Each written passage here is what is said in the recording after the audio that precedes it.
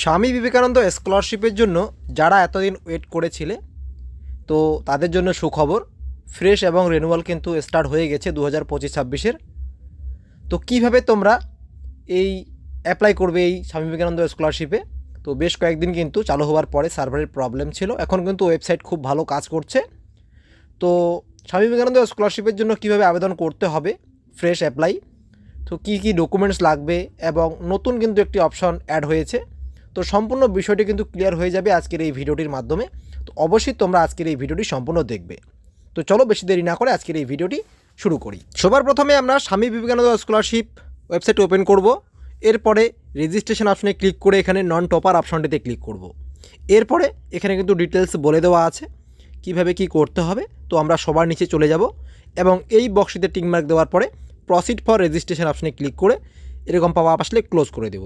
তো যেহেতু আমি মাধ্যমিক পাশের একটি স্টুডেন্টের অ্যাপ্লাই করছি, তো সেক্ষেত্রে আমরা প্রথম অপশনটি চুজ করে এখান থেকে তার সে কোন ক্লাসটি এখন পাস করেছে সেটা আমরা এখানে চুজ করব। তো আমরা এখানে মাধ্যমিক চুজ করে নিলাম। তো এখানে ক্লিক করতে হবে এবং এখানে থেকে কিন্তু মাধ্যমিক বা হায়ার সেকেন্ডারি যার যেটা হবে তো সে কিন্তু এখান থেকে সেটা চুজ করবে। তো আমি যারা অ্যাপ্লাই করছি সে কিন্তু সবেমাত্র মাধ্যমিক পাস করেছে এবং ক্লাস 11-এ এখন পড়ছে। তো এরপরে এখানে কিন্তু যদি তোমাদের হায়ার সেকেন্ডারি হয় তো সেক্ষেত্রে হায়ার সেকেন্ডারি চুজ করবে এবং এখান থেকে কোন বোর্ড থেকে পাস করেছে সেটা কিন্তু চুজ করবে। তো আমি তোমাদেরকে মাধ্যমিক পাশের দেখাবো, সেই কারণে এখানে কিন্তু আমি প্রথমটা হায়ার সেকেন্ডারি চুজ করে নিয়েছি। তো এখান থেকে কিন্তু আমাদেরকে প্রথমত চুজ করতে হবে মাধ্যমিকেরটা। তো সেই কারণে আমরা কিন্তু এখানে ক্লিক করব এবং name of qualifying public examination যে অপশনটি আছে এখানে ক্লিক করে কিন্তু আমরা মাধ্যমিকটা চুজ করে নিচ্ছি।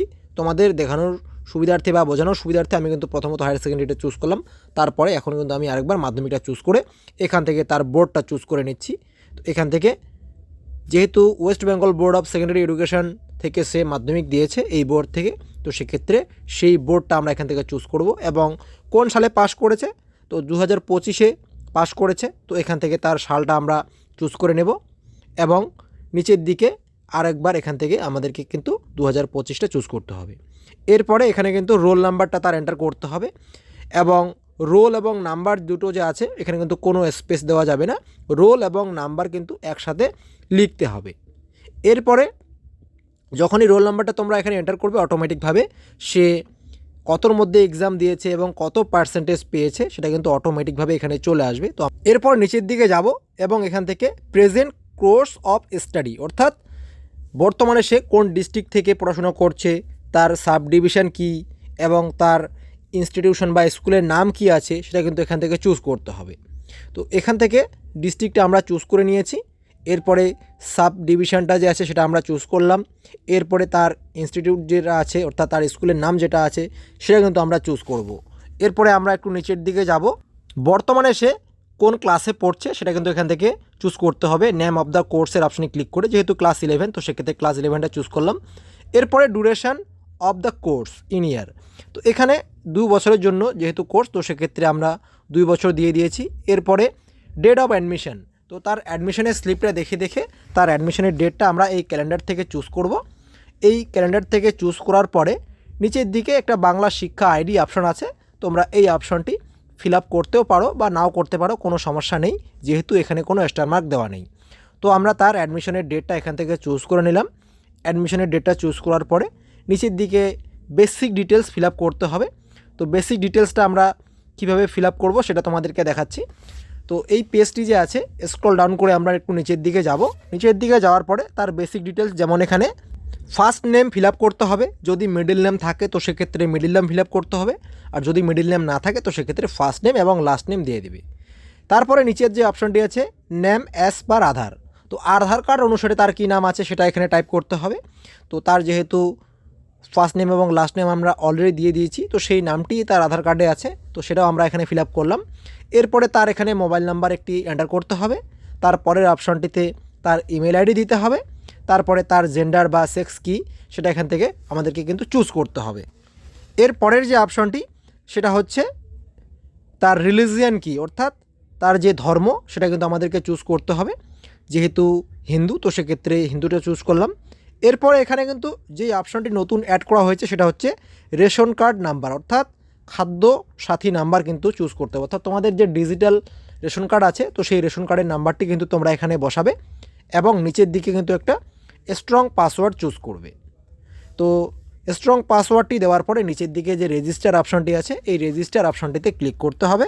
এরপর রেজিস্টার মোবাইল নাম্বারটি অর্থাৎ যেই নাম্বারটি তোমরা এখানে এন্টার করেছো সেই নাম্বারটিতে একটা ওটিপি যাবে, সেই ওটিপিটা বসিয়ে এখানে ভেরিফাই করলেই তোমাদের কিন্তু এখানে অ্যাকনোলেজমেন্ট স্লিপ বের হয়ে যাবে বা এখানে তোমাদের অ্যাপ্লিকেশন আইডিও দিয়ে দিবে। এটা অবশ্যই তোমরা ফটো করে রাখবে এবং ডাউনলোড রেজিস্ট্রেশন স্লিপ অপশনে ক্লিক করে অবশ্যই তোমরা এই স্লিপটিকে ডাউনলোড করে নেবে। তো আমরা রেজিস্ট্রেশন নাম্বারটা বা অ্যাপ্লিকেশন আইডিটা কপি করে নিচ্ছি এবং আমাদের স্লিপটা আমরা কিন্তু ডাউনলোড করে নিচ্ছি। এরপরে তোমাদের সামনে এরকমভাবে আসবে, তোমরা এখানে দেখতে পাচ্ছ তোমাদের নাম, তোমাদের application ID, mobile number, email ID এবং প্রথম স্টেপটা শুধুমাত্র ডান দেখাচ্ছে। তো আমরা এটা কমপ্লিট করব প্রোফাইলটা, সেই কারণে এখানে আমরা এডিট অপশনটিতে ক্লিক করব, এডিট প্রোফাইল। এখানে ক্লিক করার সঙ্গে সঙ্গেই তোমাদের যা কিছু তোমরা ফিল আপ করেছো রেজিস্ট্রেশন করার সময় সেই সমস্ত ডিটেলস কিন্তু দেখাবে। এখানে তোমাদেরকে দুটো অপশন দিবে বা দুটো জিনিস আপলোড করতে হবে। তো অবশ্যই তোমরা একবার ভালোভাবে ডিটেলসটা একবার মিলিয়ে নেবে। তো প্রথমত একটি ফটো এখানে কিন্তু 20 থেকে 50 কেবির মধ্যে এবং জেপিজি বা জেইপিজি ফরম্যাটে কিন্তু এখানে আপলোড করতে হবে। তো আমরা চুজ ফাইল অপশনে ক্লিক করে তার ফটোটা আমরা এখান থেকে চুজ করে নিচ্ছি। এরপরে আমরা সিগনেচারটা কিন্তু 10 থেকে 20 কেবির মধ্যে পরের পেজ চলে আসবে। এখানে পার্সোনাল ডিটেইলস ফরম্যাটে কিন্তু এখানে upload name of the father এটাকে আপলোড করার জন্য আমরা কি আছে নিচের দিকে ফার্স্ট ফাইল যে অপশনটি আছে বা পাশে মিডল নেম থাকলে মিডল নেম বসাবে এবং লাস্ট ফাইল অপশনটিতে ক্লিক করব এবং তারপরে মায়ের নাম আমরা এখানে কিন্তু মায়ের নামেও সেম ভাবে ফার্স্ট নেম থাকলে ফার্স্ট নেম বসাতে হবে এবং মিডল নেম থাকলে মিডল নেম দিতে হবে এবং লাস্ট নেম থাকলে লাস্ট নেম দিতে হবে। যদি মিডল নেম না থাকে তো সেক্ষেত্রে শুধুমাত্র ফার্স্ট নেম এবং লাস্ট নেম বসিয়ে দেবে। এরপরে প্রফেশন অফ ফাদার, যেহেতু এখানে বাবার নাম দিয়েছো তো সেক্ষেত্রে তোমার বাবা কি করে, তো এখানে আমি ফার্মার দিয়ে দিচ্ছি যেহেতু কৃষক। এরপরে নেম অফ দ্য গার্জিয়ান, অর্থাৎ এখানে বাবা এবং মার মধ্যে কে গার্জিয়ান, তো এখানে বাবার নামটা আরেকবার আমরা টাইপ করে দিব, ফার্স্ট নেম এবং লাস্ট নেম হিসাবে আমরা দিয়ে দিচ্ছি, এখানে মিডল নেম যেহেতু নেই। এরপরে প্রফেশন অফ গার্জিয়ান, তো গার্জিয়ান কি করে, তো যেহেতু আমরা প্রথমে ফার্মার দিয়েছি তো সেমভাবে এখানে কিন্তু আরেকবার আমরা ফার্মার দিয়ে দেব। এরপরে নিচের দিকে ডেট অফ বার্থ, এখান থেকে তোমরা তোমাদের ডেট অফ বার্থটি অর্থাৎ যার অ্যাপ্লাই করছো তার ডেট অফ বার্থটি চুজ করবে এবং এখানে যেহেতু ফাদার নেম তোমরা গার্জিয়ান হিসেবে দিয়েছো তো সেক্ষেত্রে রিলেশন উইথ গার্জিয়ান অপশনে ক্লিক করে তোমরা ফাদার নেমটা চুজ করবে। এরপরে এখানে ডেট অফ বার্থ অপশনে ক্লিক করে এখান থেকে ক্যালেন্ডারটি ওপেন হবে এবং সেই ক্যালেন্ডার থেকে কিন্তু তোমরা অবশ্যই ডেট অফ বার্থটি সঠিকভাবে চুজ করবে। এরপরে ডেট অফ বার্থটি চুজ করার পরে নিচের যে অপশনটি অর্থাৎ এখানে কিন্তু রিলিজিয়ানটা অলরেডি চুজ করাই আছে এবং এই যে অপশনটি আছে এই অপশনটি সিলেক্ট অপশনে ক্লিক করে তোমরা নো অপশনে ক্লিক করবে। যেহেতু যার অ্যাপ্লাই করছি সে অন্য কোনো মাইনরিটি বা কমিউনিটিতে নেই, তো এখানে ডাইরেক্ট আমরা নো অপশনে ক্লিক করে দিচ্ছি। এরপরে অপশনটি সেটা হচ্ছে কাস্ট, তো আমরা এখান থেকে এসসি চুজ করে নিলাম। এরপরের অপশনটি আরও একটা আছে সেটাও আমরা নো করে দিচ্ছি। এরপরে ওয়েদার ডিফারেন্ট অ্যাবেল, অর্থাৎ কোনো কি শারীরিকভাবে অক্ষমতা আছে, তো সেটা কিন্তু যদি যারা শারীরিকভাবে অক্ষমতা বা ডিসেবিলিটি আছে তারা অবশ্যই চুজ করবে এবং পার্সেন্টেজটা বসিয়ে দেবে। তো যারা আমি অ্যাপ্লাই করছি তার কিন্তু নেই, তো সেই কারণে আমরা এটাকে কিন্তু নো করে দিচ্ছি। এবং আরও একটা অপশান আছে whether the applied in domicile in West Bengal, তো যে অ্যাপ্লাই করছে সে কিন্তু ওয়েস্ট বেঙ্গলের বাসিন্দা হতে হবে, সেই কারণে আমরা সেটাকে ইয়েস করে দিয়ে পরের অপশনটি চলে যাচ্ছি আধার কার্ড নাম্বারে। তো এখানে অবশ্যই অ্যাপ্লিক্যান্টের আধার কার্ড নাম্বারটি বসিয়ে দিতে হবে। এরপরে নিচের দিকে প্রেজেন্ট ফ্যামিলি অ্যাড্রেসের যে অপশনটি আছে এখানে অ্যাপ্লিক্যান্টের কিন্তু অ্যাড্রেসটা বসিয়ে দিতে হবে। যেমন এখানে হাউস নাম্বারের জায়গায় যদি কোনো হাউস নাম্বার না থাকে তো সেক্ষেত্রে এখানে 00 বসিয়ে দিবে। তারপরে ভিলেজ নাকি টাউন সেটা এখানে বসিয়ে দিতে হবে এবং স্ট্রিটের নেমের জায়গায় তোমরা তোমাদের ভিলেজের নাম বা পোস্ট অফিসের নামটাও বসিয়ে দিতে পারো। তারপরে এখানে পোস্ট অফিসের অপশানে ক্লিক করে তোমরা তোমাদের পোস্ট অফিসের নামটা দিয়ে দেবে। তারপরে এখানে পিনকোডের জায়গায় অবশ্যই তোমরা তোমাদের পিনকোডটা বসিয়ে দেবে। তারপরে নিচের দিকে স্টেটের অপশানে ক্লিক করে তোমরা তোমাদের স্টেটটা কিন্তু চুজ করতে হবে। এর পরের যে অপশনটি আছে সেটা হচ্ছে ডিস্ট্রিক্ট, এখান থেকে ডিস্ট্রিক্টে চুজ করতে হবে। তারপরে এখানে অন্য কোনো স্কলারশিপে অ্যাপ্লাই করেছে কিনা বা পাচ্ছে কিনা সেটা কিন্তু অবশ্যই নো করবে, নাহলে কিন্তু তোমরা এই স্কলারশিপে আবেদন করতে পারবে না। বা এখান থেকে টাকা পাবে না, তো সেটা অবশ্যই নো করে দেবে।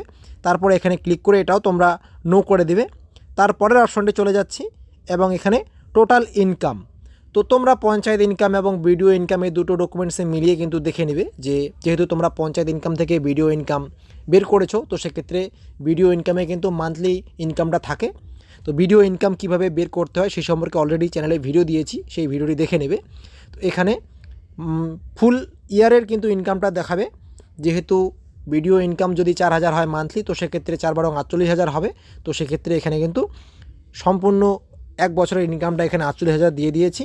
তারপরে নিচের ডিটেলসে কিন্তু ব্যাংকের অ্যাকাউন্টের ডিটেলস দিতে হবে, অর্থাৎ অ্যাপ্লিকেন্টের অ্যাকাউন্টের ডিটেলস। যেমন প্রথমত আইএফএসসি কোড, আইএফএসসি কোডটা বসালে অটোমেটিকভাবে ব্যাংকের নাম এবং ব্রাঞ্চের নাম নিয়ে নেবে। অ্যাকাউন্ট হোল্ডারের নামটা এখানে বসিয়ে দিতে হবে এবং অ্যাকাউন্ট নাম্বারটি কিন্তু বসিয়ে দিতে হবে এবং সেই অ্যাকাউন্ট নাম্বারটিকে আরও একবার কনফার্ম করার জন্য কিন্তু এখানে অপশন দিয়ে দিয়েছে। তো অবশ্যই তোমরা 2বার এখানে অ্যাকাউন্ট নাম্বারটা ফিল আপ করবে। তারপরে ব্রাঞ্চ কোড, তো অবশ্যই পাসবুক থেকে ব্রাঞ্চ কোডটা দেখে নেবে। তারপরে এমআইসিআর কোড, তো সেটাও কিন্তু তোমরা পাসবুকে পেয়ে যাবে। তো সেখান থেকে তোমরা এমআইসিআর কোডটা বসিয়ে দিবে। এমআইসিআর কোডটা বসিয়ে দেওয়ার পরে নিচের দিকে সেভ অ্যান্ড কন্টিনিউ যে অপশনটি আছে এখানে কিন্তু ক্লিক করতে হবে। এরপরে তোমাদের সামনে ঠিক এরকমভাবে চলে আসবে, তোমরা এই পপআপটিকে ক্লোজ করে দিবে। তারপরে এখানে কিন্তু তোমাদেরকে ডকুমেন্টস আপলোড করতে হবে। যেমন প্রথম অপশনটি মাধ্যমিকের যে মার্কশিটটা আছে সেটার কিন্তু বোথ সাইড কিন্তু স্ক্যান করে তোমাদেরকে এখানে ডকুমেন্টস আপলোড করতে হবে এবং এখানে কিন্তু বলে দিয়েছে যে 400 কেবির মধ্যে কিন্তু আপলোড করতে হবে। তো এর পরের অপশনটি সেটা হচ্ছে অ্যাডমিশনের রিসিপ্টটা। তো অ্যাডমিশনের রিসিপ্টটাও তোমরা কিন্তু স্ক্যান করে পিডিএফ বানিয়ে এখানে কিন্তু আপলোড করবে।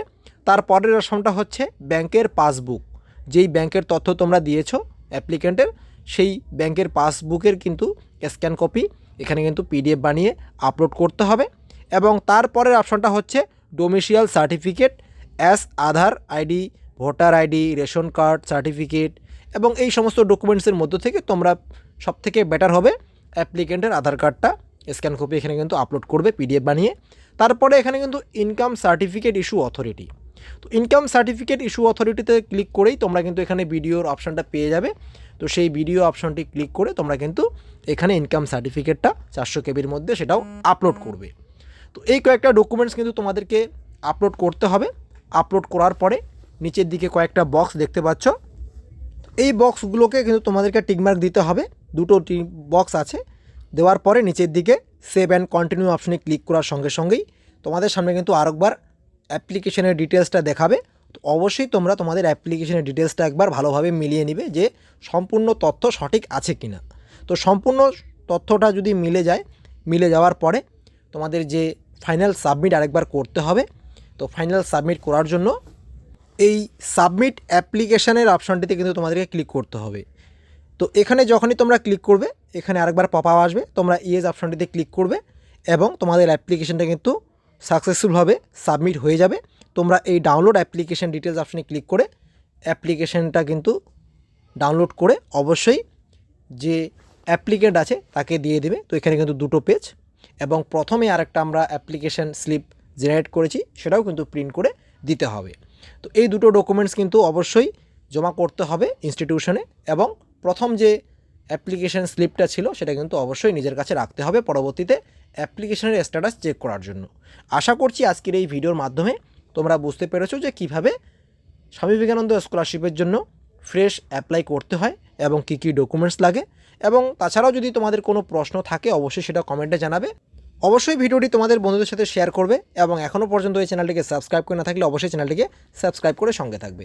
আজকে এ পর্যন্তই, দেখা হচ্ছে খুব তাড়াতাড়ি অন্য কোনো ভিডিওতে। ততক্ষণের জন্য ভালো থাকবেন, ধন্যবাদ।